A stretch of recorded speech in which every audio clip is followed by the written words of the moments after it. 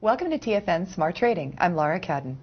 Many analysts are calling for a quick recovery from the current U.S. recession. That's if they even acknowledge that we're indeed in one. The economy has managed to squeak by with a 0.6% growth rate over the past 2 years. How does this outlook fit into the picture of increased foreclosures, falling home prices, rising unemployment, and record food, and fuel prices? I've invited Eric Roseman, Investment Director and Editor of the Commodity Trend Alert, to get his perspective. Welcome to the show, Eric. Thanks. Great to be here. So what do you think about the U.S. economy? What's happening? I think we're transitioning from a rapidly growing economy in the late 90s, first part of this decade, into a slowing, muddle-through economy that's going to take probably about several years of very difficult transitioning, getting rid of leveraged debt, the housing boom, which is now a bust. These things historically take a long time to deflate. And the Fed will do everything it can to print more credit, expand the monetary supply, and it's going to be a very tough environment, I think.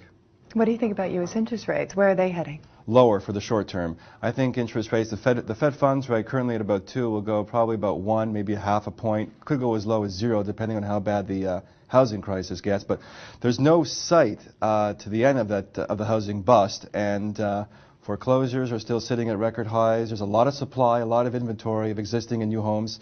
That's a bad sign. It's a very ominous sign. So the consumer's struggling and throw high energy prices, high food, deflation and unemployment. As that rate rises and the housing prices, it's going to be pretty nasty. Rates are going to come down first, and then eventually they'll go back up, but much longer. What do you think investors should do in the U.S.? Diversify. I think you've definitely got to do that. That's always a good thing to do. I think you should be looking still at some raw materials still offer some excellent diversification, namely the grains. I'd be looking at the livestock, which is exceptionally cheap, gold, platinum, which are now in supply deficits, and you can definitely still look at some foreign currencies, although I'd be very hesitant to sell the dollar here. It's had a huge drop the last 6.5 years. It's very, very cheap. What about metals? The metals, again, silver neutral, palladium neutral to bearish, but very bullish on gold, very bullish on platinum, which are in supply deficit now, and industrial metals, very bearish. There's you've had a huge move in things like copper, lead, tin, nickel, and things like that, so I'd avoid them now. Now, with the gold, there's been a downward pressure of late on gold prices. What do you think about that? You think that's not going to continue? It's normal. It's a correction. The dollar, look, the dollar and gold have historically have a negative or inverse correlation to one another. So when you see the dollar soaring like it did the second half of the 1990s, gold prices took a bath. Conversely, now a dollar is at an all-time low or near all-time lows. Gold prices are at all-time highs. But it's more than that. More than the dollar being weak, it's supply and demand. The fact is that there is now, for the last almost 18 months, borderline to net supply deficits for gold. And that determines the price for any commodity, is supply and demand. More than the dollar, more than interest rates, it is supply and demand. So gold has a long way to run. I think it'll probably at least double from these levels. Inflation adjusted from its high in 1980 probably should be around 2150 right now. So I think it'll go way beyond that before this is over. Do you have a specific recommendation for how people could play on that? Yes, I like the metal, and I like one of the leading gold producers. So for the latter, if you want to buy a great global gold producer, my favorite is Goldcorp. It has assets in safe countries, namely in Canada, the U.S., some foreign countries that don't nationalize mining properties. Great balance sheet, 84% increase in its first quarter earnings.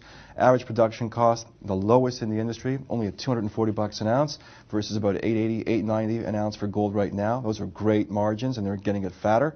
And super management with Ian Telfer. So that's one way to play it. Symbol is GG on the New York Stock Exchange. And to buy the metal, you can do it, I think, through ETFs or exchange-traded funds. You can buy the COMEX Gold Shares. Symbol is IAU on New York, or Street Tracks Gold Trust, which is GLD.